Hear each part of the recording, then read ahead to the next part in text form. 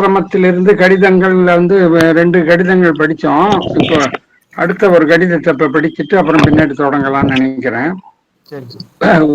உமா மகேஸ்வரர் ஊடல் 23/11/1945. இந்த சூரி நாகம்மா தன்னுடைய அண்ணனுக்கு எழுதக்கூடிய கடிதம்.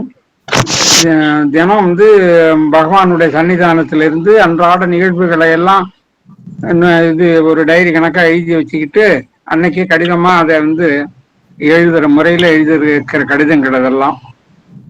இன்று மத்தியானம் விஸ்வநாதர் ஸ்ரீ பகவான் அருகில் இதர பக்தர்களுடன் அமர்ந்திருந்த சமயம் ஸ்ரீ பகவான் வயதான ஒரு கீழூர் அம்மையாரை பற்றி சொல்லலானார்.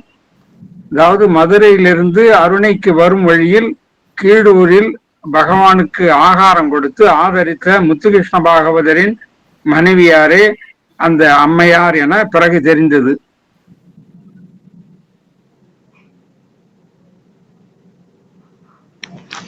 சொல்லாம வீட்டை விட்டு புறப்பட்டு பல இடைஞ்சல்கள்லாம் அவருக்கு இருந்தது.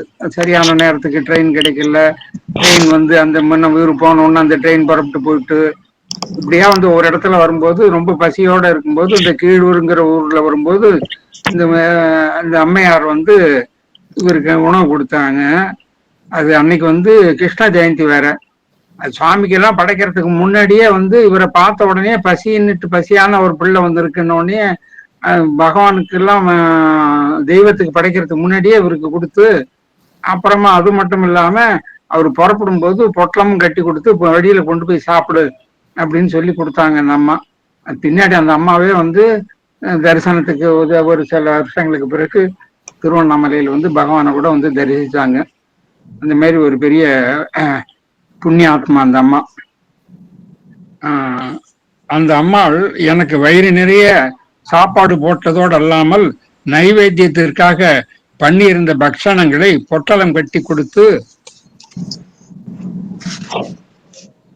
அப்பா இதை ஜாகிரதாக கொண்டு போய் வழியில் சாப்பிடு என்று அன்புடன் சொன்னார்கள். நான் விருபக்ஷ குகையில் இருந்த போது அவர் இருமுறை வந்தார். அப்பொழுதெல்லாம் இங்கே இப்படி இருக்கிறாயே, இங்கே இப்படி இருக்கிறாயே, பொன்போல் இருக்கிற உடம்பில் மேல் துணி கூட போர்த்தி கொள்ளாமல் இருக்கிறாயே என்று சொன்னார்கள் என்று அன்பு நிறைந்த ஹிருதயத்துடன் அவர் தம்மிடம் கூறியதை சொல்லும் போது பகவானின் நா தழுதழுத்தது. அந்த காட்சியை பார்க்கும் பொழுது ஞானிகளுடைய ஹிருதயம் வெண்ணெய் போன்றது. பூர்ணமான அன்பே ஞானம் என்கிற பெரியோர்களின் வாக்கு நினைவுக்கு வந்தது.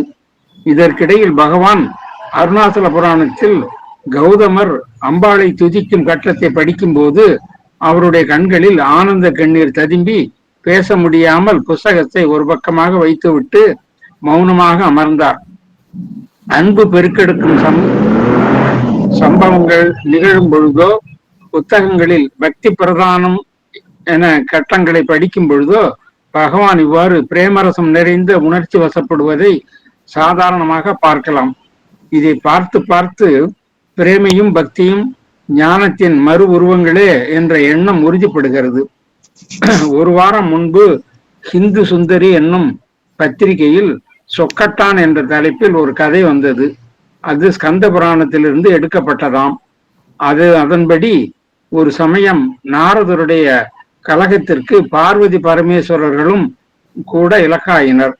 மகாவிஷ்ணுவும் லட்சுமியும் சொக்கட்டான் ஆடுகிறார்களே, நீங்கள் ஏன் ஆடுவதில்லை என்று நாரதர் உமா மகேஸ்வரர்களை தூண்டிவிடவே அதை கேட்டு பார்வதி ஆர்வம் மேலிட பரமேஸ்வரனை விளையாடலாம் என்று கூப்பிட்டாள்.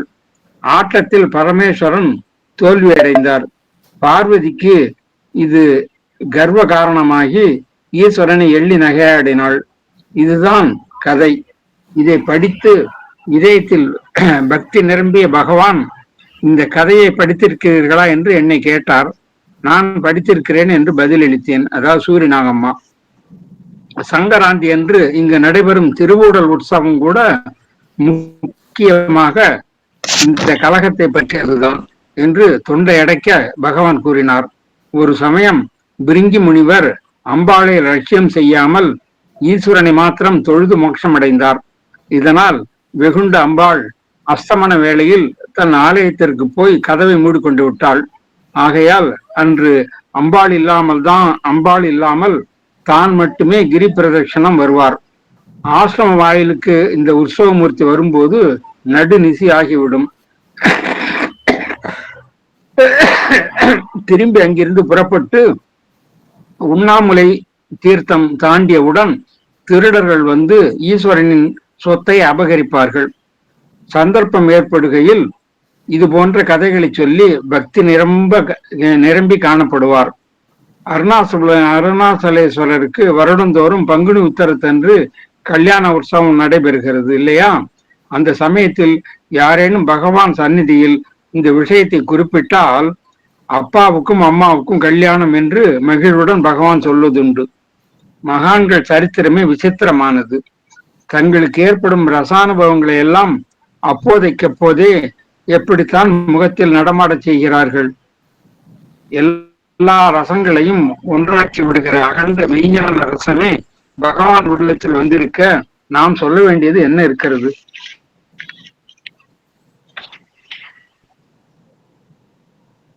அடுத்தது கல்யாண பேச்சு. பகவான் அப்பாவுக்கும் அம்மாவுக்கும் கல்யாணம் என்று சொல்வார் என்று நேற்று நான் எழுதினேன். கிரகஸ்தர்களான பக்தர்கள் தங்களுடைய குழந்தைகளுக்கு விவாகம் செய்த பின் புது தம்பதிகளை அழைத்து வந்து பகவானுக்கு நமஸ்காரம் செய்விப்பார்கள்.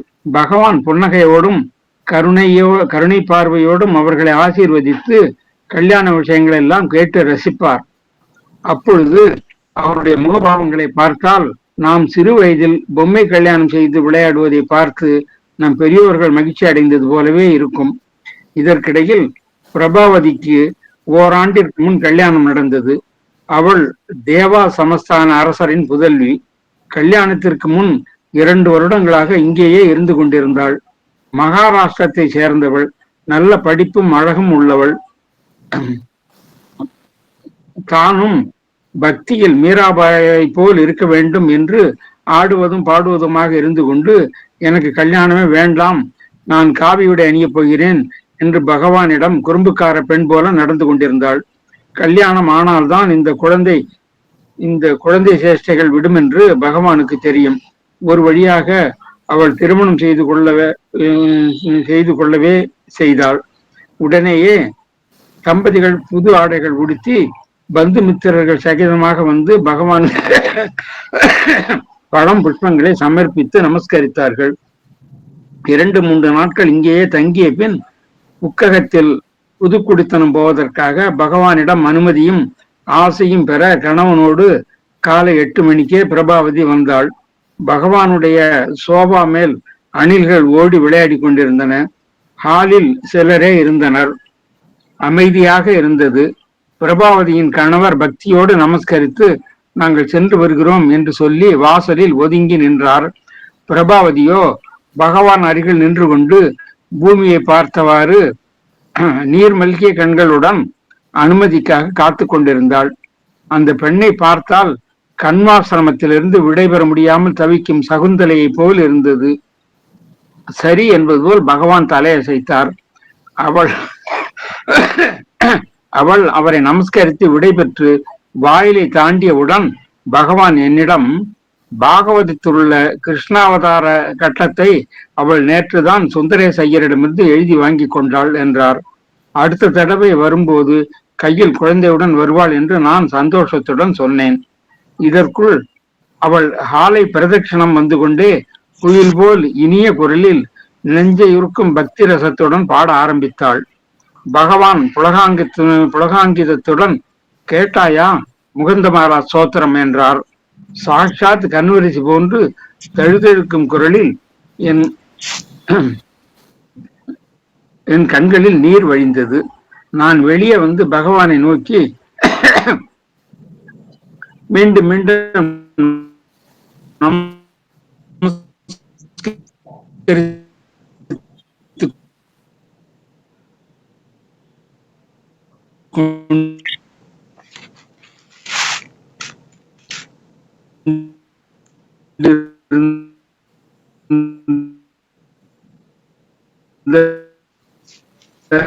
அவளுக்கு ஆசி அளித்து சமாதானம் சொல்லி அனுப்பி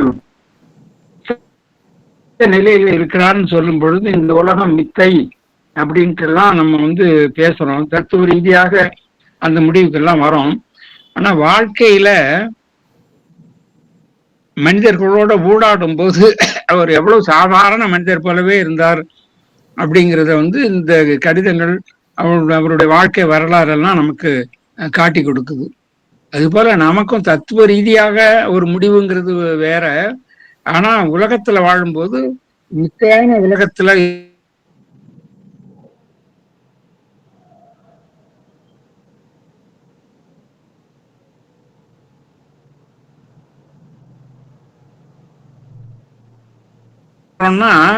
நம்ம வெளியில கலந்துட்டோம்னாக்க கலந்தே போயிடுறோம். திரும்பி போறதுக்கு ரொம்ப காலம் ஆகுது. அதனால அதான் ஒரு பிரச்சனை. நம்ம கூடிய வரைக்கும் நழுவாம இருக்கிறது நல்லதுன்ட்டு நினைச்சோம்னா கூட இந்த அனுபவத்தையும் நம்ம பகவான் காட்டி கொடுத்தது போல அந்த மாதிரியும் இருந்து கொண்டே நாம இருக்க முடியும். உலகத்துல எல்லோரோடையும் உறவு மற்ற உடம்பு சாஸ்திரம்னு அவங்க நினைக்கிறது போலவே நாமளும் அதை மித்தைன்னு நினைச்சுக்கிட்டு நாம இருக்க முடியும். நம்முடைய சொரூப செய்தியிலே இருக்க முடியும். பகவான் அப்படி இருந்து கொண்டே தான் இருந்தார். அதாவது இப்படி பிறருக்காக நான் அப்படி இருக்கிறேன்ட்டுனா இல்ல, ரொம்ப இயல்பாவே அப்படிதான் இருந்தார்.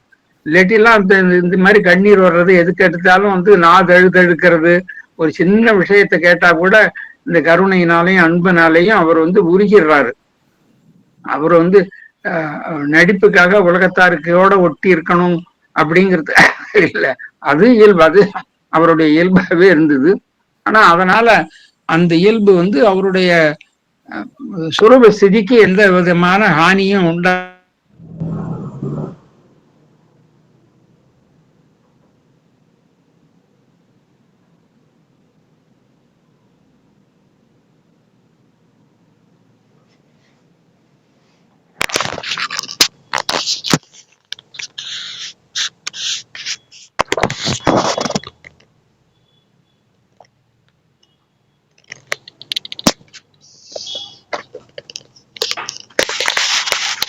திவான் ராகவையங்கார் கேட்டார். எந்த பக்கம் ஸ்ரீதர், ஞாபகம் இருக்கா? இல்ல சாமி, நானா அன்னைக்கு புக் பாக்கல. அப்படியா? ஏதோ இப்போ புக் பாக்குறது இல்ல, சாமி சொல்றது அப்படி கேட்டுட்டே இருக்கேன். புக் படிச்சேன்னா அதுல சரி, பரவாயில்ல. என்ன இப்ப திருப்பி படிச்சாலும் ஒண்ணு கெட்டு போறது இல்ல. போலி நான்ல இருந்து உண்மையான நானை எப்படி பிரிச்சு அறியறது அப்படின்ட்டு வி ராமமூர்த்தி ஐசிஎஸ் கேட்டார். பதில்: நான் இல்லைன்னு யாராவது சொல்வாளா? சொல்ல முடியுமா?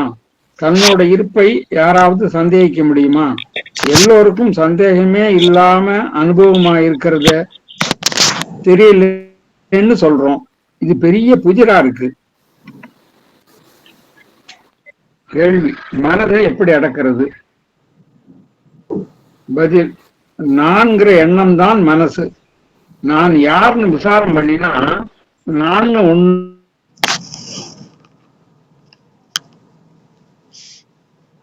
ஒன்னும் மிஞ்சாது, ஆத்மாவே மிஞ்சும். இந்த விசாரத்தை தான் நான் சொன்ன இந்த இதோ கொஞ்சம் அமுதம் சந்தேகப்படுறவனை தீர்த்து கட்டுங்கிற தலைப்புல சொல்லியிருக்காருல.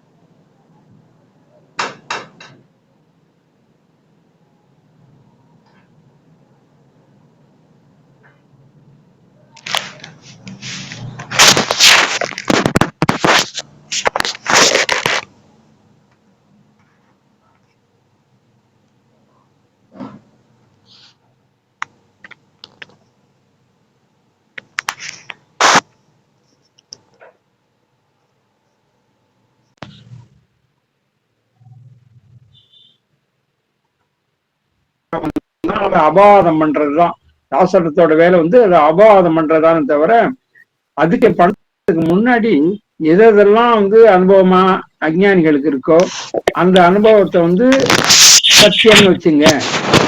ஒரு கணக்கு போடும்போது எக்ஸ்ன்ட்டு வச்சுட்டு போய் கடைசியில எக்ஸையும் எல்லாம் எக்ஸுக்கு அது ஒரு முடிவை கொண்டு வந்துடுறோம். அதை போலத்தான் முடிவுக்கு கொண்டு வரணும். ஆனா இப்படி நம்ம வந்து அது விசாரணை பண்ணும்போது நூல்களை படிக்கும்போது இது நம்மையும் மீறி வந்து இது சத்தியம்தான், இந்த முறைகள் இந்த சாதனைகள் எல்லாமே சத்தியம் அப்படிங்கிறாப்புல ஒரு பாவனை வந்துடும். அதுல ரொம்ப கவனமா இருக்கணும். இது எல்லாமே வந்து நமக்கு அறியாமையினால, இப்ப அறியாமையில இருந்துகிட்டு முயற்சி பண்றதுனால இதெல்லாம் பண்ண வேண்டி இருக்கு தவிர ஒரு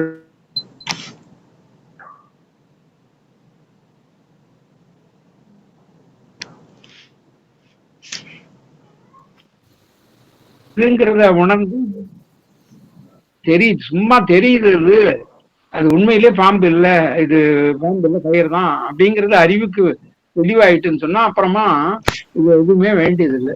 ஆனா நம்ம வந்து பாம்புங்கிறது உண்மை போல கற்பனை பண்ணிக்கிட்டு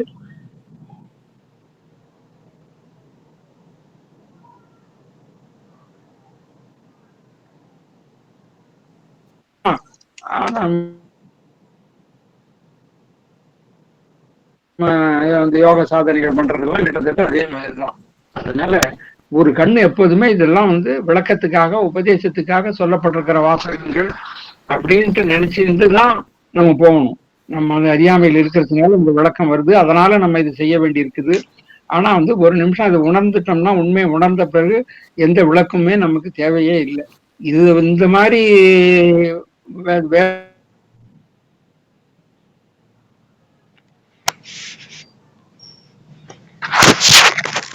வேதாந்தம் சொல்றது போக இந்த வேதாந்தம்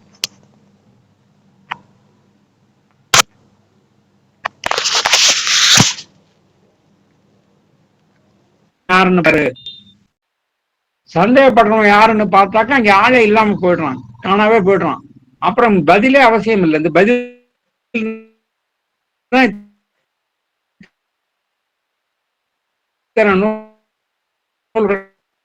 ஆயிரக்கணக்கான நூல்கள், 4 வேதங்கள், 18 புராணங்கள், பகவத்கீதை, என்ன பிரஸ்தான திரையம்னா இதெல்லாம் பதில் தான்.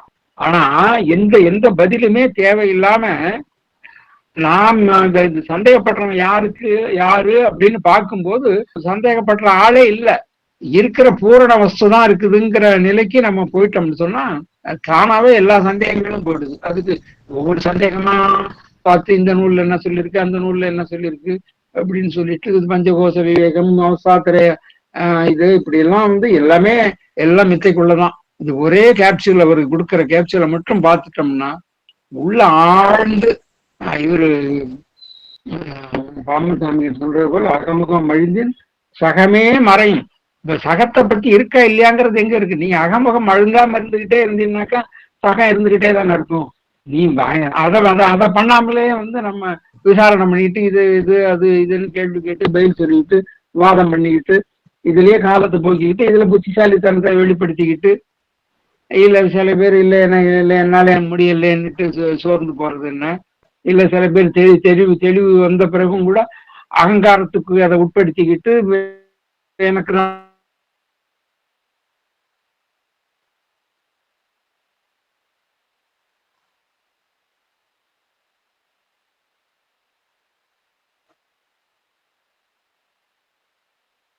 ஆரம்பத்துல குறிப்பிட்ட இந்த இதோ கொஞ்சம் அமிதம்ங்கிறதுல என்ன அந்த பர்டிகுலர் எபிசோட்ல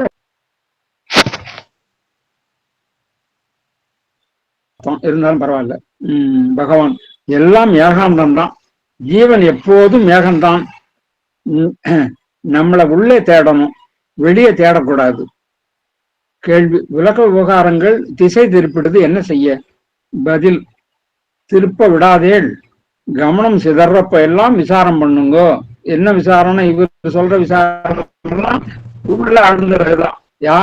யாருக்கு இது, யாருடைய மனசு சிதறது அப்படின்னு தான் பார்க்கணும். மனசு சிதறதுன்னுட்டு வாயால சொல்றோமே, யாருடைய மனசு சிதறது அப்படின்னுட்டு நாமே ஒரு கேள்வி கேட்டுக்கிட்டு யாரு அந்த ஆளுன்னுட்டு பார்க்க போனாக்கா ஆளே இல்லாம போடுவோம். அதைத்தான் சொல்ற, கவனம் சிதறப்ப எல்லாம் விசாரம் பண்ணுங்கிறது. அது அவருடைய விசாரம் இதான். யார் திசை திரும்புறான்னு கவனம் சிதறப்ப விசாரம் பிறக்கணும். விசாரம் பிறக்க ஆரம்பிச்சிடுச்சுனாலே குருவர்களுக்கு பாத்தியமாயிட்டோம்னு அர்த்தம். இந்த விசாரம் தான் குருவருள் எப்படி வருதுன்னு சொன்னா இந்த விசாரம் வாயிலாகத்தான் வருது. குருவருள்னு தனியா நமக்கு அந்த ஆத்ம ஞானத்தை கொடுக்காது. குருவருள் என்ன பண்ணுதுன்னா இந்த விசாரம் பிறக்கிறத விசாரம் பண்றதுக்கு உள்ள நிலைய நம்ம இடத்த தூண்டி விட்டுடுது. விசாரம் பிறக்க ஆரம்பிச்சிடுச்சுனாலே குருவர்களுக்கு பாத்திரம் ஆயிட்டோம்னு அர்த்தம். கொஞ்சம் பயிற்சியில எல்லாம் சரியாயிடும். கேள்வி அங்கதான் விசாரம் வரமாட்டேங்குது, ரொம்ப கஷ்டமா இருக்கு. பகவான் செய்யுங்க, வந்துடும், ஒரு கஷ்டமும் இருக்காது. கேள்வி நான் யாருன்னு விசாரம் பண்ணினா ஒரு பதிலும் வரமாட்டேங்குது. பதில் ஒரு பதிலும் வராது, விசாரிதான் பதில். இது போன புதன்கிழமை பார்த்த ஞாபகம் இருக்கு. ஒரு பதிலும் வராது, விசாரிதான் பதில். அவன்தான் மிஞ்சுவான். என்ன மிஞ்சுறதோ அதுதான் பதில். புதுசா எது வந்தாலும் அது உண்மை கிடையாது, போயிடும். அதாவது நீங்க எந்த விளக்கம் சொன்னாலும் எல்லாம் மித்தையில் இருக்கிறது, எல்லாம் வார்த்தை வடிவில் இருக்கிறது. எல்லா விளக்கமுமே நிலையில இருந்து பார்த்தாக்கா வெறும் பொய்யான வார்த்தைகள் சப்தமே பொய் தான். இந்த சப்தம் எங்க கொண்டு நிசப்தத்துல விட்டுட்டுனாக்கா அந்த நிசப்தமாக நம்ம இருக்கும்போது இந்த சப்தம்னா என்ன ஆச்சு பாருங்க, சப்தம் எல்லாம் பொய் தானே. நிசப்தம் தான் நம்முடைய சொரூபம்னு சொன்னா அப்ப சப்தம் என்ன? ஆனா நமக்கு பயிற்சி காலத்துல சிரவணம் மனனம் செய்யும் போது இந்த சப்தம் தான் நமக்கு சப்த பிரமாணம்னுட்டே வச்சுக்கிட்டே நம்ம போறோம். பட் உண்மையில் நிலை என்னன்னு சொன்னா நிசப்தம் தான் நம்முடைய சொரூபம். நம்ம தேடுறதுக்கு விடை என்னன்னா நிசப்தம் தான் விடை அப்படின்னு சொன்னா அப்ப நிசப்தத்துக்கு முன்னாடி இந்த சப்தம்னா பொய் தான். பொய்யிலேருந்து எப்படி மெய் வரும்னு கேட்டாக்கா மெய் வரல, மெய் இருக்குது. மெய்ய மூடிட்டு இருந்தது ஒரு பொய். அந்த பொய்ங்கிற வார்த்தை சப்தத்தினால நீக்கிட்டோம், அவ்வளவுதான்.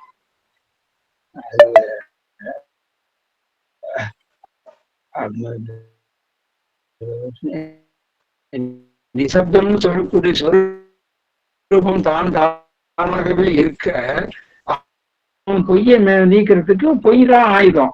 அந்த பொய் தான் வேதாந்த வார்த்தைகள் உபநிடத வாக்கியங்கள்லாம் அந்த அந்த நிலையில ஒரு பொய் தான், பொய்யான சப்தம் தான் அது. அந்த சப்தம் தான் அதை நீக்குது. அதை நீக்கும் போது என்ன மிஞ்சி இருக்குதோ அது தானா வெளிப்படுது. அது இங்கிருந்து புதுசா விசாரிச்சு இந்த நூல்கள்னால உபநிடதம் சொன்ன வாக்கியத்தினால நம்ம அதை ஏதோ ஒண்ணு புதுசா அடையல. அது எப்போதும் இருக்கிற ஆவரணத்தை அது பங்கம் பண்ணுது, அவ்வளவுதான். அதைத்தான் பகவான் திருப்பி திருப்பி சொல்றார்.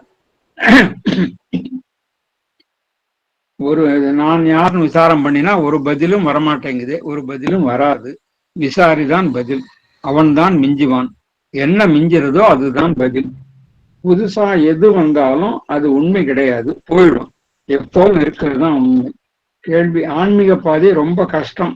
உலகத்துல இருக்கிற விஷயங்கள் புரியறது ரொம்ப எளிமையா இருக்கு, வாசம் தானே அப்படின்னு கேட்கிறார். இவருக்கு வாசம்ங்கிறது பகவானுக்கு வாசம் இல்லை, அவருக்கு ஆன்மீகம்ங்கிறது தான் ரொம்ப எளிதா இருக்குது. உலக விவகாரங்கள் எல்லாமே ரொம்ப கஷ்டமா இருக்குது. பதில் ஆமா, மனசு புற விஷயங்களை அறியவே கிளம்பும், தன்னை விட்டுடும். கேள்வி பகவான் கூட ஒரு நாள் இருந்தா நல்லா இருக்கு, 2 நாள் இருந்தா ரொம்ப நல்லா இருக்கு, 3 நாள் சொல்லவே முடியாத அளவுக்கு நல்லா இருக்கு. வேலையை பார்க்க வேண்டியதா இருக்கு, என்ன செய்யறது? பகவான் இங்க இருந்தாலும் எங்க இருந்தாலும் ஒண்ணுதான், ஒரே பலன். இது புரிஞ்சா போதும். பகவான் ஏதோ ஒரு இடத்துல அடைச்சு வச்சிருக்குதா என்ன? அங்க போய் தான் சாப்பாடு இருக்கு, அங்க போய் சாப்பிட்றதுக்காக அந்த இடத்துக்கு நம்ம போறோங்கிறது. இந்த சாப்பாடு எங்கேயும் இருக்குது. அதனால எங்க இருந்தாலும் காதையும் கண்ணையும் திறந்துட்டோம்னு சொன்னாக்கா அது தானா உள்ள பூந்துடும். அதனால எங்க இருந்தாலும் இங்க இருந்தாலும் எங்க இருந்தாலும் ஒண்ணுதான். கேள்வி மனம்னா என்ன, அது எப்படி ஏகாகிரம் பண்றது, எப்படி கட்டுப்படுத்துறது? தேகாத்ம புத்தி தான் மனம். அதாவது பிறப்பில்லாத ஆத்மாவோட தோற்றமா தோணற உடம்ப சம்பந்தப்படுத்தி நான் இந்த உடம்பு தான், நான் இன்னாருக்கு மகனா பிறந்தேன்னு நினைக்க வைக்கிறது தான் மனம். ஒரு போலியான நான் ஒண்ணு கிளம்பி இப்படி தப்பான அபிப்பிராயத்தை ஏற்படுத்தி அதிலேயே நல்லா உடலும். உண்மையிலேயே இந்த உலகம் நீ நான் எல்லாம் பொய், ஆத்மா ஒண்ணுதான் இங்க இருக்கிற உண்மை. பார்க்கிற பொருளுக்கெல்லாம் வாஸ்தவத்திலே இருப்பு இருக்குங்கிற நினைப்பு தான் மனம்.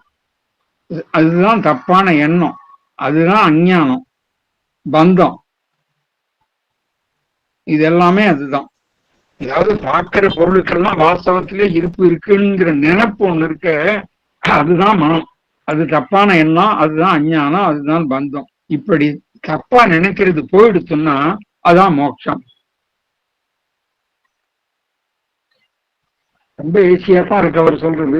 இந்த போலி நான் போயிடுச்சுன்னா, மறைஞ்சிடுச்சுன்னா உண்மை இங்கேயே இப்போவோ இல்லைன்னு அர்த்தம் இல்லை. அது எப்பவும் இருக்கு, இங்கேயே இப்போவே ஒரே மாதிரியா இருக்கு. அது எல்லோருக்கும்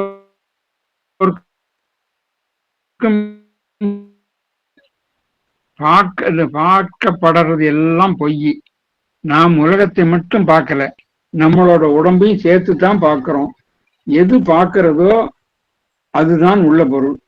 நாம இருக்கோங்கிற சாமானிய அனுபவம் தான் எல்லாத்தையும் பார்க்கறது. இந்த சாமானிய அனுபவங்கிறது பொது, எல்லாருக்கும் இருக்கிறது, அடிப்படையா இருக்கக்கூடியது. எது இருந்தா அதன் மூலமாக நம்ம ஒன்று அறிய முடியுமோ அதுதான் இந்த சாமானியங்கிறது. சாமானியம்னா எல்லா இடத்துலயும் இருக்கக்கூடியது, பொதுவாக இருக்க பொது உணர்வு. உளலார் சொல்றது போல பொது உணர்வு உணரும் போதலால் என்று நான் எனில் தோன்றா அருட்பெரும் ஜோதி அப்படின்ட்டு சொல்லுவாரு. அருட்பெரும் ஜோதிங்கிறதே அந்த பொது உணர்வு தான். அந்த ஏக ரசமாக இருக்கக்கூடிய, அனைத்துக்கும் ஆதாரமாக இருக்கக்கூடிய, அனைத்திற்கும் ஆதாரம்னு சொல்றது நம்ம முன்னாடி சொன்னது போல ஏதோ இருக்குது, அதுக்கெல்லாம் ஆதாரம் இல்லை. அத நம்ம இதை முதல்ல இப்படி புரிஞ்சுக்கிட்டு அப்புறம் என்ன பண்றோம், எதுவுமே இல்லை, அது மட்டும்தான் இருக்கு அப்படிங்கிறது. அதுக்காக தான் அனபேட்சிக ஆதாரம்னுட்டு வடமொழி சொல்லுவாங்க. ஆபேட்சிக ஆதாரம், அனபேட்சிக ஆதாரம், எதையும் எதிர்நோக்காமல் ஆதாரமா இருக்கிறது. அபேட்சிக ஆதாரம்னாக்கா காரண காரியத்தோட இருக்கிறது. இங்க ஒண்ணுமே இல்லையே, காரியமே இல்லையும் போது காரணமே இல்லை. இந்த உலகம், பிரபஞ்சம், நீ நான்கிற உணர்வு, இதெல்லாமே காரியமா இருக்குது. இது காரியமா இருக்கணும்னா ஒரு காரணம் வேணும்.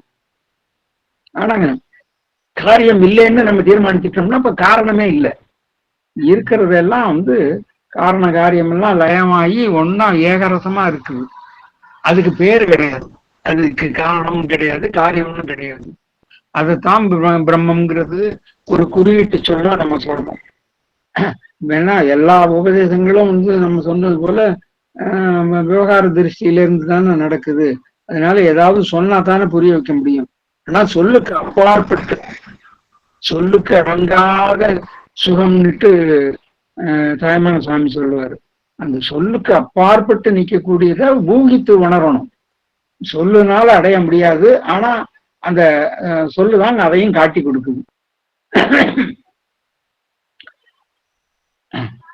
இருக்கோங்கிற சாமானிய அனுபவம் தான் எல்லாத்தையும் பார்க்கறது. அதுதான் ஒரே உண்மை, அதுதான் ஆத்மா. உடம்போட நம்மளை சம்பந்தப்படுத்திக்க கூடாது. இந்த சம்பந்தம் தான் போலி நானே உண்டு பண்றது. உலகத்தை உண்மைன்னுட்டு உண்டு பண்ணிடுறது. அப்புறம் அதை செய்யணும், இதை செய்யணும், அதை செய்யக்கூடாது, இதை செய்யக்கூடாதுன்னு கிளம்பி துக்கம் கொடுக்கறது. உங்களை இதுவாவோ அதுவாவோ எதுவாவோ கூட சிந்திக்காது. அதாவது இன்ன ஊர்ல இன்னாருக்கு மகனா பிறந்தேன், இன்னது படிச்சேன், இன்னும் வேலை பார்க்கிறேன் அப்படின்னு நினைக்காது. இந்த தப்பான எண்ணம் போச்சுன்னா அதுவே போதும். ஞானம் பாம்பு சட்டையை உரிச்சுட்டு வர்ற மாதிரி வந்துடும். சாஸ்திரங்கள்லாம் ஆத்மா நித்திய சித்தம்னு சொல்றது. ஆத்மா நித்தியமாவும் எப்பவும் சித்தமாவும் இருக்கு. அப்படின்னா அஞ்ஞானம்னு ஒண்ணு எங்க இருந்து குதிச்சுது? யாருக்கு இந்த அஞ்ஞானம்? சாஸ்திரங்கள் அஞ்ஞான நீக்கத்தை பத்தியும் பேசுறது, இது பொருத்தமா இல்லை. ஆனா ஏன் சொல்றதுன்னா, எடுப்பிலேயே உண்மையை சொன்னா எல்லாராலையும் கிரகிக்க முடியாது. நானும் இல்லை, நீயும் இல்லை, யாரும் இல்லைன்னு சொன்னா அர்ஜுனனுக்கு புரியல. பின்னாடி கிருஷ்ணர் உடலோடுதான் என்னை எல்லோரும் பார்க்கிறா, ஆனா உண்மையிலேயே எனக்கு பிறப்பும் இல்லை இறப்பும் இல்லைன்னு சொல்றார். அர்ஜுனனுக்கு உண்மை புரிய மொத்த கீதையும் தேவைப்படுறது. சொன்னதை திரும்பவும் சுருக்கமா சொல்றேன். இருக்கிறது மாத்திரம்தான் ஆத்மா. அதுவாவோ இதுவாவோ இல்லை. நாம இருக்கோங்கிற சாமானிய இருப்பு இருக்கு இல்லையா, அதுதான் ஆத்மா. நீங்க இப்போ எப்படி இருக்கீங்களோ அப்படியே இருங்கோ, அஞ்ஞானம் நீங்கி விடும். அதாவது எந்த சிந்தனையும் இல்லாம நம்ம இருக்கிறோம்னு சொன்னாலே, இப்ப இதெல்லாம் கேட்டுக்கிட்டு பகவான் சொல்றதெல்லாம் கேட்டுக்கிட்டு எந்த சிந்தனையும் இல்லைன்னும் போது மனமே இல்லாம இருக்குது. அதுதான் சொல்ற, அப்படியே இருங்கோ, அஞ்ஞானம் நீங்கி விடும். இப்படியே இருந்து இருந்து இருந்து இருந்து பகவான்கிட்ட இருக்கும்போது என்ன ஒரு அனுபவம் இருக்கிறதோ, மனமற்ற நிலை, மனமற்ற பரிசுத்த நிலை இருக்கு இல்லையா, அப்படியே இருந்து இருந்து பழகி வெளியில போகும்போதெல்லாம் திருப்பி இழுத்து பிடிச்சி அதிலேயே நிறுத்திக்கிட்டே இருந்தோம்னா அஞ்ஞானம்னு ஒண்ணு என்ன எந்த காலத்திலயுமே இல்லைங்கிறாப்புல இருக்கும். அஞ்ஞானம் நீங்கி விடும்னு சொல்றதெல்லாம் உபசாரமான வார்த்தைகள். அஞ்ஞானம்னு என்னைக்கு இருந்தது, எங்க இருந்தது அப்படின்னுட்டு ஒரு நமக்கே ஒரு ஒரு ஒரு தெளிவான அறிவு பிறக்கும். இல்லைன்னா யாருக்கு அஞ்ஞானம்னு பாருங்க, பார்த்தா நாம இருக்கோங்கிறது தான் மிஞ்சம். அது அறிவாத்தான் இருக்கும். தூக்கத்துல இருந்து விழிச்ச உடனேயே தான் இந்த போலி நான் கிளம்பிடுறது. தூக்கத்தை யாரும் இப்போ நான் தூங்கி கொண்டு இருக்கேன் இல்லை இப்போ விழிக்க போறேன், இல்லை ரொம்ப நேரமா தூங்கி கொண்டு இருக்கேன் அப்படின்னு எல்லாம் சொல்றது இல்லை. ஆனாலும் நாம இருக்கோம். தூங்கி விழித்த உடனே தான் நான் தூங்கினேன்னு நினைவு கூறுறோம். முன்னாடி தூங்கினேன்னு நினைவு கூறுறவனும் தூங்கும் போது இருந்ததும் ஒரே ஆள் தான். அதை புரிஞ்சுக்கோங்க. அதை உடம்போட போட்டு குழப்பிக்காது. உடம்பே சாமானிய இருப்பிலே ஏற்படுற நினைப்பு தான். அந்த உடம்பில ஏதாவது நினைப்பு வந்தாலும் போனாலும் அதனால நான்கிற இருப்புக்கு ஒரு கவலையும் இல்லை. சூரியனுக்கு முன்னாடி மேகங்கள் கூட்டம் கூட்டமா வந்து எத்தனை கூட்டம் வந்து போனாலும் திரும்பி வந்தாலும் சூரியனுக்கு ஏதாவது பாதிப்பு உண்டா? எதனாலையும் தாக்கப்படாமல் அது அப்படியே தான் இருக்குது. வந்துட்டு போறதெல்லாம் மித்தையான எண்ணங்கள் தான். தூங்கும்போது எப்படி கவலை இல்லாம இருக்கோமோ அப்படியே இப்பவும் இருக்கலாமே. அப்பொழுது ஏகநாதராவ் கேட்டார், பகவான் சொல்ற நிலை அன்றாடம் வேலை செஞ்சாதான் ஜீவனம்ங்கிற நிலையில் இருக்கிற எங்களுக்கு பொருந்துமா? பகவான் எந்த வேலையும் பந்தம் இல்லை. பந்தம் எல்லாம் நான் தான் செய்யறேங்கிற தப்பு அபிப்பிராயத்துலதான் இருக்கு. அந்த தப்பான அபிப்பிராயம் தான் போகணும். உடம்பும் புலன்களும் அதோட வேலையை செய்யட்டும், நம்ம குறுக்க போகக்கூடாது. அதாவது சாட்சி பாவத்துல இருந்துக்கிண்டு யாரோ இப்போ அடுத்தவங்க வீட்டுல எவ்வளவு விவகாரங்கள் நடக்குது, கல்யாணம் நடக்குது, இல்ல ஒரு கருமாதி நடக்குது, சாவு நடக்குது. நம்ம வீட்டுல நடக்கிறதா அவன் நினைக்கிறோம், அடுத்தவங்க வீட்டுல நடக்கிறதா செய்தியா பாக்குறோம் இல்லையா? அத போல நம்ம கிட்டே ஏற்படுற எண்ணங்கள்லாம் யாருகிட்டயே நடக்குது, எங்கேயோ நடக்குதுங்கிறப்பல ஒதுங்கி நின்று அந்த தன்னுடைய சுரூபத்துல மட்டும் திருஷ்டிய வச்சுக்கிட்டு இருந்தோம்னு சொன்னாக்கா இந்த திருஷ்டிக்கு எல்லாம் வேலை இல்லாம போடும், அதோட வலிமை குறைஞ்சிரும். திருஷ்டியில அதெல்லாம் இருந்தா கூட அதுக்கெல்லாம் வலிமையே இருக்காது. செத்த பாம்பு ஆட்டம் அது பாட்டுக்கு கிடக்கும், அது பாட்டுக்கு இருக்கும். அதை பத்தி நமக்கு ஒரு விதத்துல நம்ம பாதிக்கப்பட மாட்டோம். இது ரொம்ப அனுபவத்துல எல்லாரும் முயற்சி பண்ணி பார்க்கணும். ஒவ்வொரு நிகழ்ச்சி நடக்கும் போதும் நம்ம அந்த மாதிரி பண்ணி பார்க்கணும். இன்னைக்கு கூட ஒரு நண்பர்கிட்ட பேசிக்கிட்டு இருக்கும்போது தோணுச்சு, யாரோ ஒருத்தர் ரொம்ப பழக்கமா இருந்தவர், அவர் இறந்துட்டாரு. இறந்து எவ்வளவு நாள் ஆச்சுன்னாக்கா 4 வருஷம் ஆச்சுன்னுட்டு ஒரு பேச்சு 4 வருஷம் ஆச்சா? அவரெல்லாம் இருந்ததுங்கிறதே இப்ப மறந்தே போச்சு. அவரு 80 வயசு வரைக்கும் இருந்துட்டு போனாரு. ஒரு அணு கூட அவர் இருந்தாருங்கிறதே இல்லை, இப்ப நினைப்பிலேயே இல்லை. திடீர்னு இப்ப ஏதோ பேச்சு வந்ததுனால அவரு இருந்தாரு, 4 வருஷத்துக்கு முன்னாடி போயிட்டாருன்னு நினைக்கிறோமே தவிர, அவரோட நம்ம ஊடாடினது, ரொம்ப நட்புரிமையோட பண்ணிக்கிட்டது, அவர் வீட்டுக்கு நம்ம போனது, நம்ம அவர் வீட்டுக்கு வந்தது, அவருக்கு நம்ம உதவி செஞ்சது, இப்படி எத்தனையோ விஷயங்கள்லாம் நடந்ததாக ஒரு எண்ணங்கள்லாம் இருந்தது பாருங்க. அதெல்லாம் இந்த இடையிலேயே இந்த எண்ணமே இல்லை. அவருங்கிற ஒரு ஆளே இல்லை. எங்க போனாருங்கிறது தெரியல. எல்லாம் காத்துல கற்பூரம் கரைஞ்சது போல அந்த ஆள் போயாச்சு. எங்க இருந்தது இப்ப இந்த ஒரு நிமிஷத்துல திருப்பி நினைச்சு பார்க்கும்போது ஏதோ கொஞ்சோண்டு ஞாபகம் வருது. இவ்வளவு பெரிய பஞ்ச மிட்டாய வந்து ஒரு இது உள்ளங்கையில வச்சுக்கிட்டு நசுக்கணும்னு சொன்னாக்கா இத்தினோண்டு உருண்டை ஆயிடுது பாருங்க. ஒரு பல்லி மிட்டாய் கணக்கா ஆயிடுது. அது போல இது எல்லாமே நீங்க கொஞ்சம் விசாரிச்சு பார்க்க, ஒவ்வொரு நிகழ்வையும் ஒவ்வொரு நேரத்துல ஏற்படக்கூடிய அனுபவத்தையும் கொஞ்சம் விசாரிச்சோம்னாலே இது எவ்வளவு மித்தை, வெறும் எண்ணத்துல பெரிய விஷயமா தோணிக்கிட்டு இருக்குங்கிறது தெரியும். அதனால யார் வீட்டுலதான் இப்ப ஒரு நண்பர் உடைய மகன் வந்து ஒரு 30 வயசு 35 வயசுல இறந்துட்டாரு. இறக்கக்கூடாத வயசுன்னு தான் உலகியல் ரீதியா நம்ம சொல்லுவோம். ஆனா இறந்துட்டாரு. இப்ப 2 மாசம் ஆச்சு. இந்த 2 மாசத்துக்கு முன்னாடி அவர் இருந்த நிலைக்கும் இன்னைக்கு இருக்கிற நிலைக்கும் எவ்வளவோ வேறுபாடு இருக்கு. எல்லாத்தையும் கடந்து வந்துட்டாரு. இன்னும் ஒரு 2 மாசம் ஒரு 4 மாசம் போச்சுன்னு சொன்னா தனக்கு பிள்ளை இருந்ததே மறந்து போடும். யாரோ சொன்னா ஞாபகம் வரும், இல்லை எப்பாவது ஞாபகம் வரும். அப்போ இதெல்லாம் சத்தியம்னு எது நினைக்குது? இந்த மனசுதான் நினைக்குது. இந்த மனசை மட்டும் நம்ம, அதுதான் மாயைங்கிறத, அதை மட்டும் எங்க இருக்குது அந்த மனசு யாருக்கு இருக்குதுன்னு பார்த்துட்டு உள்ள போனோம்னு சொன்னா மனசே இல்லைங்கிற நிலை வந்துடுது. அதுல ஸ்திரமா இருக்க பழகிக்கணும். இது அது ஆனா அப்படி என்னத்துக்கு இருக்கிறது? இப்படியே இருக்கலாம் போல இருக்கு.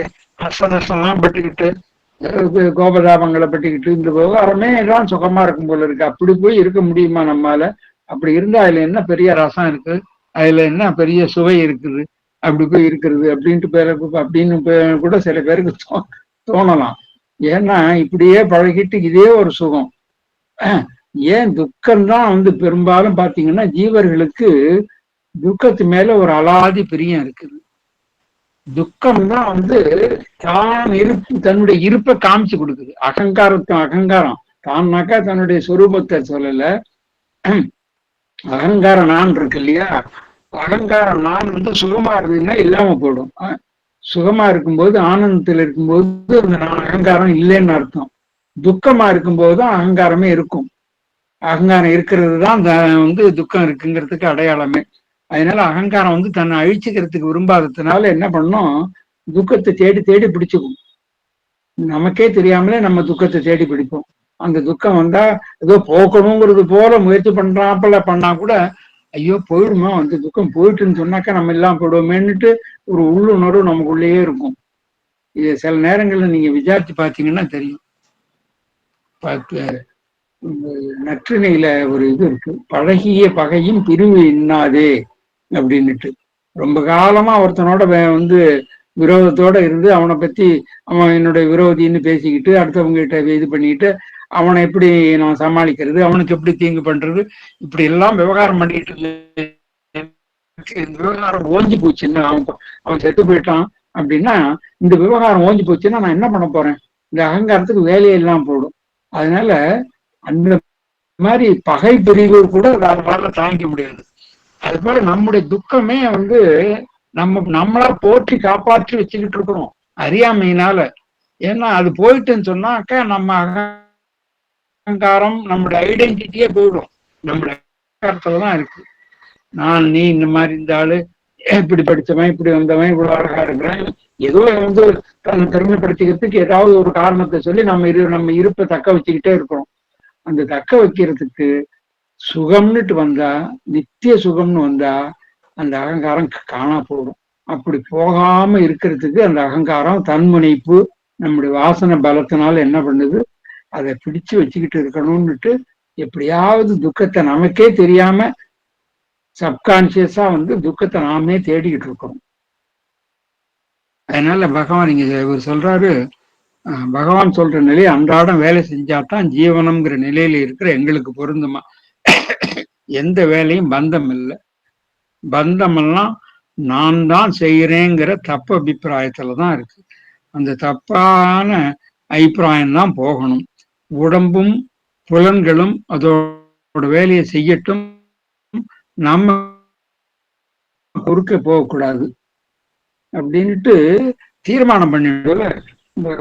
அஸ்லாவக்கிற தேகம் விஸ்ராமி சரி, அது உரிச்சு எரிஞ்சிட்டு கிருத்தியன்னா தனியா தனியா பிரிச்சு எரிஞ்சிட்டு தேக தேக பாவனைய தேகத்தை பிரிச்சு எறிய முடியாது, தேக பாவனையை பிரிச்சு எரிஞ்சிட்டு நான் சித்து அப்படிங்கிற அதுவும் ஒரு எண்ணம் தான். ஆனா அந்த எண்ணத்துல ஆழ்ந்து இருக்கும்போது அந்த எண்ணமே மறைஞ்சிடுது, சித்துல மறைஞ்சிடுது. அந்த மாதிரி இருக்கிறது தான் நம்மளோட உண்மையான நிலை. இது அதனைவ சுகி சாந்தோ பந்தமுக்தோ பவிஷ்யம். அந்த நிமிஷத்திலேயே உனக்கு முக்தி தான். முக்தி நிலைங்கிறது யதார்த்தமா இருந்துகிட்டே இருக்கு. பந்தம்னா மித்தை. முக்திங்கிறது எங்கேயோ தூரத்துல எப்பவோ வரக்கூடியது அல்ல, இங்கேயே இப்போது அதை தூக்கி முதுகுல சுமந்துக்கிட்டு தான் நம்ம போறோம் வரோம். துக்கப்படும் போதும் அது நம்ம முகத்தை முதுகுல தான் இருக்குது.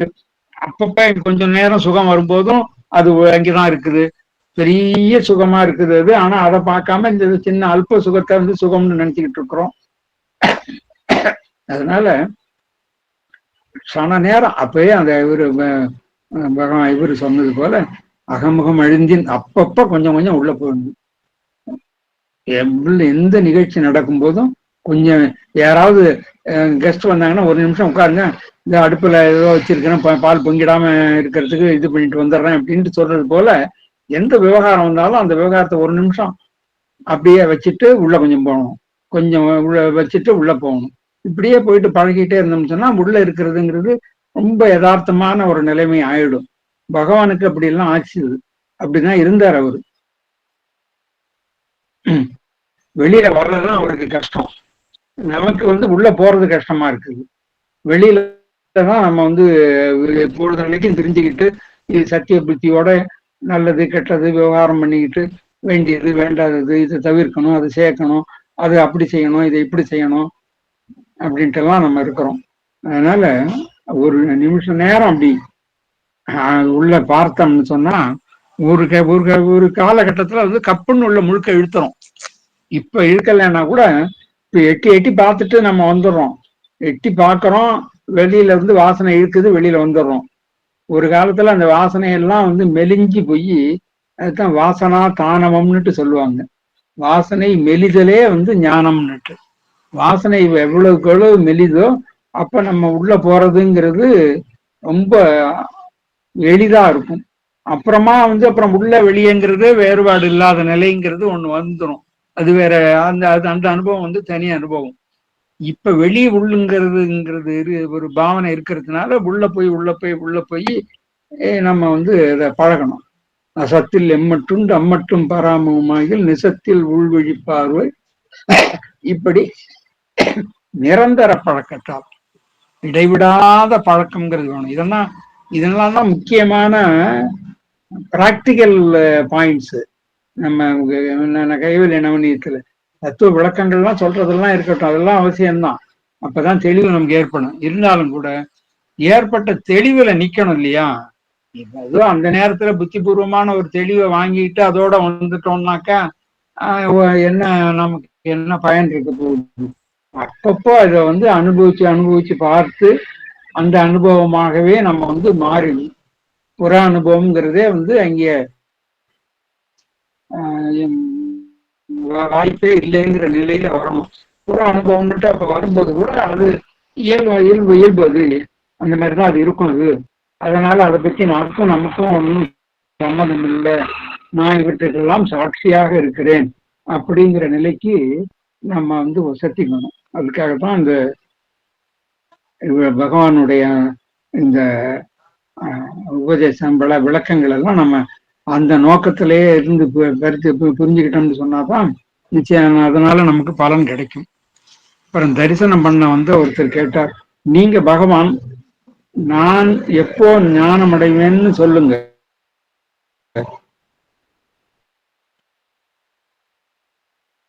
நான் பகவான்னா எனக்கு ஆத்மாவை தவிர வேறு எதுவும் இல்லை, எனக்கு இங்க யாரும்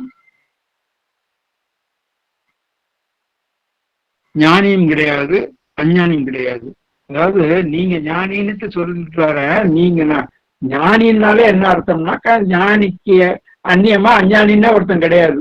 அதனால நீ இந்த பேருக்கு நான் என்ன ஞானின்ட்டு ஏதோ தெரிஞ்சாப்புல சொல்ற, நீ சொல்றது போலவே நான் ஞானின்னு சொன்னாக்கா அதோட அர்த்தம் என்னன்னு சொன்னா, எனக்கு அந்நியமா யாருமே கிடையாது, எனக்கு அந்நியமா அஞ்ஞானம் கிடையாது, நீ கேட்கிற ஆளே நீயே இல்லை, நீயும் நான் தான். அவ்வளவு துல்லியமா இவனுக்கு கேள்வி கேட்டவனுக்கு புரிஞ்சுக்க முடியுமான்னு தெரியாது. இருந்தாலும் பகவான் கேட்கிறார், எனக்கு இங்க யாரும் ஞானியும் கிடையாது அஞ்ஞானியும் கிடையாது. நான் பகவான் இல்லைன்னா உனக்கு என்ன தெரியுமோ அதுதான் எனக்கும் தெரியும், நானும் உன்ன மாதிரிதான் அப்படிங்கிறார். தரிசனத்திற்கு சிலர் கேட்டது, எவ்வளவு முயன்றாலும் நான்கிறது சரியா புறப்பட மாட்டேங்குது. பதில், நான் சரியா துலங்கலேன்னு சொல்றது யாரு? புலப்படாத நான் புரியணும்னு முயற்சி பண்ற நான், இரண்டு நான் இருக்கா. அதாவது புலப்படாத நான், எது இது ஏதோ ஒண்ணு புலப்படல இல்ல, அந்த நான் புலப்படாத நான் புரியணும்னு முயற்சி பண்ற நான் அப்படின்ட்டு இரண்டு நான் இருக்கா. இதெல்லாம் விசாரம் பண்ணுங்க. அகந்தை தான் இப்படி எல்லாம் இது தெரியல இது தெரியலன்னு கூத்தடிக்கும். எப்படி இந்த அகந்தை வர்றது, எங்கிருந்து வர்றது, அது என்ன, இது தெரிஞ்சா அது ஒரு இல்லாத பொருள்னு புரியும். ஜனகர் இந்த அகந்தையைத்தான், இதுவரை என்னை ஏமாத்திக்கிட்டு இருந்த திருடனை கண்டுபிடிச்சிட்டேன், இனி அவனை என்ன செய்யணுமோ செஞ்சுக்கிறேன்னு சொன்னார். இனி எனக்கு ஒரு துன்பமும் இல்லைன்னு சொன்னார். நாமும் அதே மாதிரி இருக்கலாமே. கேள்வி, நான்கிறத எப்படி தெரிஞ்சுக்கிறது? பகவான், நான் அதுதான் எப்பவும் இருக்க, அதை எப்படி தெரிஞ்சுக்க முடியும்? அது நீவாய நீ அந்நியமான பொருளா இருந்தா நீ தெரிஞ்சுக்கலாம். இது காரு, இது வீடு, இது ஆணு, இது பெண்ணு, இது ஒரு மனுஷன் அப்படின்ட்டு ஒரு பொருளா இருந்ததுன்னு சொன்னாக்கா அது தெரிஞ்சுக்கலாம். நான் அதுதான் எப்பவுமே இருக்கு, அது எப்படி தெரிஞ்சுக்க முடியும்? அது புதுசா என்னமோ தெரிஞ்சுக்கிறது அப்படியெல்லாம் இல்லை, இப்போவே இங்கேயே இல்லாம புதுசா வர்றது உண்மை இல்லை. நான்கிறது எப்பவும் இருக்கு, அது மறைவட்ட மாதிரி தெரியறது, அதைத்தான் அஞ்ஞானங்கிறார். அஞ்ஞானம் நீங்கினா போதும், மறைபெற்ற மாதிரி இருக்கிறது தெளிவாயிடும். உண்மையிலேயே அஞ்ஞானமோ ஞானமோ இரண்டும் இல்லை. அஞ்ஞானம்னு ஒண்ணு இருந்தாதானே நம்ம ஞானம்ங்கிறது இருக்கும், ஞானம்னுட்டே ஒண்ணு இல்லை.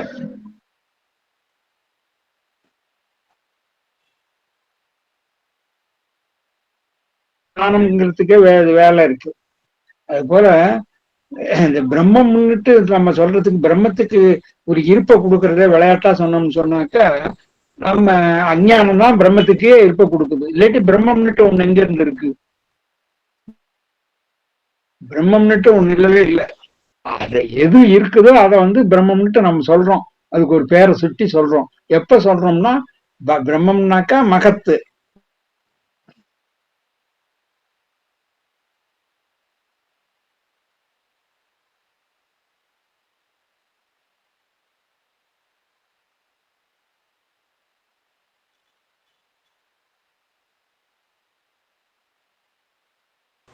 இப்ப நாம யார்? நாம பிறந்திருக்கோமா அப்படின்னு பார்க்கலாம்.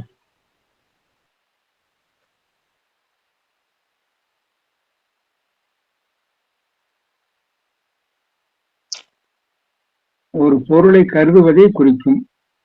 நிதித்தியாசனம் ஆத்ம விசாரத்தை குறிக்கும். தியானத்துல ஏதாவது ஒரு மந்திரத்தையோ இல்ல ஒரு கடவுளுடைய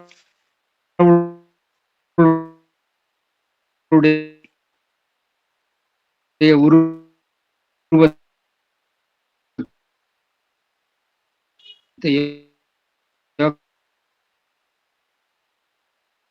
கற்பனையாக வரையப்பட்ட ஒரு உருவத்தையோ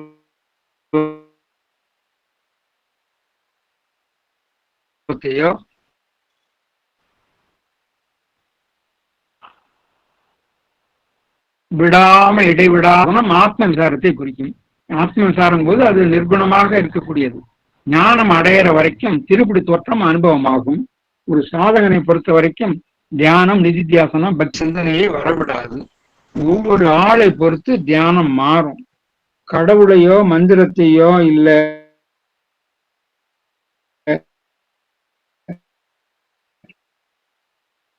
ஆத்மாவையோ தியானம் பண்ணுவா. நூல்ஸ்ன்னு ஒரு அயல் நாட்டு இளைஞர் கேட்டார். பௌத்தர்கள் நான்கிறது பொய்யுங்கிறா. பால் பிரண்டன் தன்னோட சர்ச் இன் சீக்ரெட் இந்தியாங்கிற நூலில் போலி நானை தாண்டி உண்மை நானை அடையணும்னு சொல்றார். எது உண்மை? 2 நான் இருக்குதுன்னு வச்சுப்போம். ஒண்ணு போலி நான், பொய்யானது, கீழான சுவாபம் உடையது, எல்லோருக்கும் தெரிஞ்சதுதான். இன்னொரு உண்மை நான் மேலானது, அதைத்தான் எல்லாரும் உணரணும்னு விரும்புறோம். தூங்கும்போது உனக்கு உன்னை பத்தின நினைப்பு இல்லை. விழிப்பு வந்தவுடனே நான்கிற எண்ணம் வந்துடுத்து. நான் தூங்கிட்டேன் அப்படிங்கிற. தூங்கி கொண்டு இருக்கும்போது அப்படி சொல்லல. அதுக்காக தூங்கும்போது நீ இல்லையா? அப்போ இந்த நான்கிற எண்ணம் உதிச்ச உடனே உடம்பு உலகம் எல்லாம் வந்துடுறது. இந்த நான்கிற எண்ணம் எங்க இருந்து உதிக்கிறது? உண்மையிலேயே நான் யாருன்னு பார்க்கணும். இது தெரியறதுதான் உண்மையான நான்கிறது தெரிஞ்சுக்கிறது. கேள்வி: நான் யார்? உலகத்துல இருந்து இடைவிடாமல் கிடைக்கிற புலன் நுகர்வுகளை அனுபவிக்கிறனாலதான் நான் என்னை உணர்றேன். பௌத்தர்களும் அவ்வாறே சொல்றாங்க. அதாவது கேள்வி கேட்கறது சொல்றார், நான் யார்? உலகத்துல இருந்து இடைவிடாமல் கிடைக்கிற புலன் நுகர்வுகளை அனுபவிக்கிறதுனாலதான் நான் என்னை உணர்றேன். பௌத்தர்களும் அவ்வாறே சொல்றாங்க. பகவான்: உலகம் வெளியே இல்லை. புலன் நுகர்வுகளும் வெளிப்பொருள்கள்ல இருந்து இல்லை. உலகம் இருக்குன்னு நாம தான் சொல்றோம். இருக்கேன்னு உலகம் சொல்லவே இல்லை. அது உங்களுடைய கருத்து. சரி, உங்களோட கருத்துப்படியும் உலகம் இடைவிடாமலும் மாறாமலும் இருக்கா? தூங்கும்போது உலகம் இல்லை, காணோம். ஒரு நான்கிற எண்ணத்துக்குத்தான் இந்த உலகம் தோற்றமாறுது.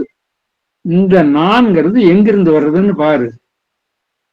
அதோட மூலம் தெரிஞ்சா அதுதான் சேர வேண்டிய கடைசி லட்சியம். கேள்வி: உலகம் என்னை எழுப்பி விடுது. உலக சமிக்ஞையாலதான் நான் விழிக்கிறேன், சரியா? பகவான்: பார்க்கிறவன் ஒருத்தன் இல்லாம உலகம் இருக்கா? எது முன்னாடி, இருக்கிற அறிவா பார்க்கிற அறிவா?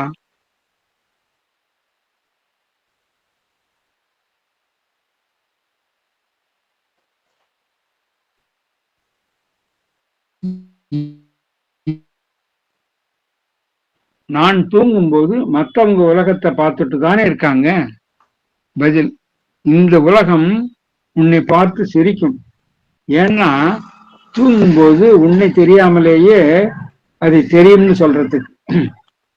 உலகம் உங்களோட கற்பனை. முதல்ல நீ யாருன்னு பாரு, அப்புறம் உலகத்தை பாரு. அப்போ உனக்கு உலகம் உன்னிடமிருந்து வேறையா இல்லையான்னு தெரியும். அதாவது உலகம் இருக்குன்னு சொல்றதே, நாம அவர் என்ன சொல்றாரு, எல்லாரும் சந்தேகப்படுறது போல, எனக்கு அறிவுக்கு ஞானத்துல இந்த உலகம் இல்லைன்னு சொன்னாலும் பாக்கி பேருக்கெல்லாம் இருந்துகிட்டு தானே இருக்கு. நான் தூங்கும்போது மற்றவங்க உலகத்தை பார்த்துட்டு தானே இருக்காங்க. அப்படின்னு சொன்னாக்கா, தூக்கத்துல இருக்கும்போது எனக்கு உலகம் இல்லை, ஆனா உண்மையிலே இல்லைன்னு சொல்ல முடியாது. ஏன்னா மற்றவங்க பார்த்துக்கிட்டு இருக்கிறாங்க. இந்த மற்றவங்க எங்க இருந்து வந்தாங்க? மற்றவங்கிறது இவனுடைய எண்ணத்துல தானே. இவனே இப்ப இந்த மாதிரி நினைக்கிறது யாருன்னு பார்த்தா இங்க மற்றவங்களே இல்லை. அப்போ மற்றவங்களுக்கு உலகம் இருக்குன்னு சொல்றது எவ்வளவு அர்த்தமற்ற ஒரு வார்த்தை. அதுதான் அவர் பகவான் சொல்றாரு, இந்த உலகம் உன்னை பார்த்து சிரிக்கும். ஏன்னா தூங்கும்போது உன்னை தெரியாமலேயே அது தெரியும்னு சொல்றதுக்கு. தூங்கும்போது உனக்கு தெரியாது, ஆனா இப்ப நீ சொல்றத பார்த்தா அவனுக்கு தெரியும்னு சொல்றாப்புல இருக்கு. உலகம் உங்களோட கற்பனை. முதல்ல நீ யாருன்னு பாரு, அப்புறம் உலகத்தை பாரு. அப்போ உனக்கு உலகம் உன்னிடமிருந்து வேறையா இல்லையான்னு தெரியும்.